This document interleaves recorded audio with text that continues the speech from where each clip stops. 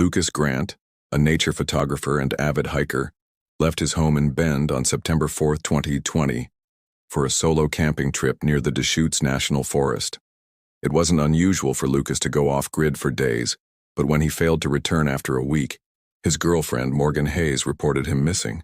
Search and rescue teams found Lucas's abandoned campsite on September 13th.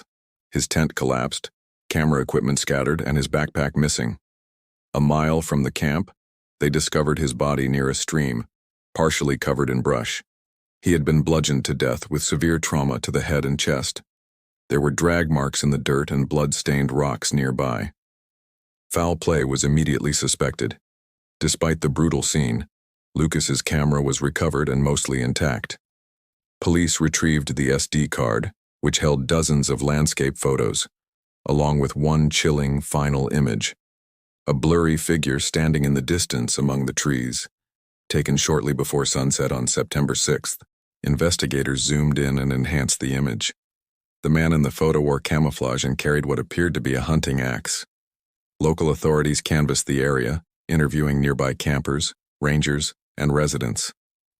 One ranger mentioned a run-in with a reclusive man named Brent Lasky, who had been illegally trapping animals and causing disturbances in the forest.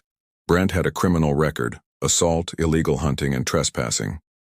Police visited his remote cabin about 5 miles from where Lucas's body was found. There, they found Lucas's missing backpack buried under a tarp. Brent denied knowing anything about the murder, but under pressure his story kept changing.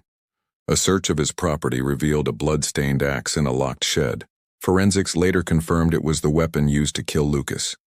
Confronted with the evidence, Brent claimed that Lucas had been trespassing and taking photos of his illegal animal traps. He said Lucas threatened to report him and tried to run, so he panicked and hit him. Brent Lasky was arrested and charged with second-degree murder. At trial, he admitted to killing Lucas but argued it was in self-defense.